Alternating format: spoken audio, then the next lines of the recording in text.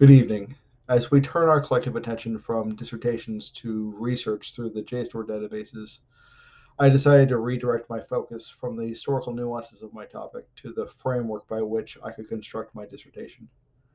Therefore, in this discussion, I'd like to delve into the topic of human geography as a social science and how a better understanding of human geography can improve my own understanding of early colonial history in Virginia and the permeation of English speaking peoples at the turn of the 17th century. First, let's look at Edward Ullman's definition of human geography in Human Geography and Area Research from 1952. Ullman spoke to the synthesis of human geography, that interrelated nature of aerial phenomenon. In short, everything is related to everything. Yet Ullman also believed that, as a social science, human geography offered the advantages of a deeper penetration into topics, and thus a more sophisticated product, and a richer and fuller synthesis and approach to reality, because a more balanced consideration of all factors. Second, let's look at Preston James's Towards a Further Understanding of Regional Concept, again from 1952. James narrowed the scope of human geography to focus on regional geography.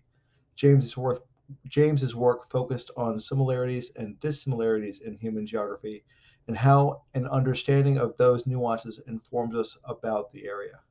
Understanding the totality of the system as well as its parts, for we should be very critical of regional systems based on the totality of the content of area, unless and until we have been validated by a comparison of component regional systems.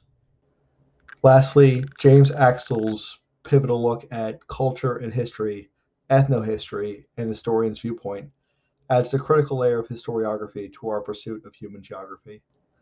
Axtell's work unpacked the concept of ethnohistory, or the use of historical and ethnological methods and materials to gain knowledge of the nature and causes of change in a culture defined by ethnological concepts and categories. Ethnohistory informs us of the dual action of history and geography of multiple societies and the cultural impacts that are both actions and consequences of their meetings.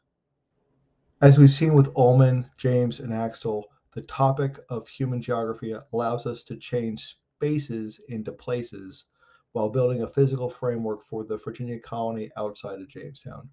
That physical framework also allows us to construct the human elements of geography apart from the physical. Political geography, such as boundaries and spheres of influence that, more times than not, are nebulous and contentious. Economic geography, such as aspects of agriculture, industry, markets, and logistical routes. Cultural geography and the ethnohistory implications that two distinct and divergent cultures melding together can have on places and spaces. And regional geography and how similar people can develop and use land asymmetrically. From this framework, I'd like to very briefly show how an understanding of human geography can impact the historical research methodology, but moreover, I'd like to explore how utilizing human geography can better capture the historical narrative. So let's look at how historians have synthesized human geography into an understanding of the historical narrative of early colonial Virginia outside of Jamestown. As historians, we often take for granted the implicit nature of geography in our discipline and how that social science informs our interpretation. Work such as Robert Mitchell's American Origins and Regional Institutions, the 17th Century Chesapeake, Carvel Earle's The First English Towns of North America, and Neal and Butler's Virginia Coralorum, the colony during the days of Charles I and II, utilize geography as a framework for their historical interpretations. Moreover, historical pieces such as Virginia Bernhard's Population and Gender in Early Virginia, 1607 to 1610, and Karen Kupperman's the Founding Years of Virginia and the United States lean into human geography with that mindset of ethnohistory. I look forward to hearing your thoughts on human geography and its impact on the historical narrative, and I appreciate any feedback on this avenue of inquiry. Thank you.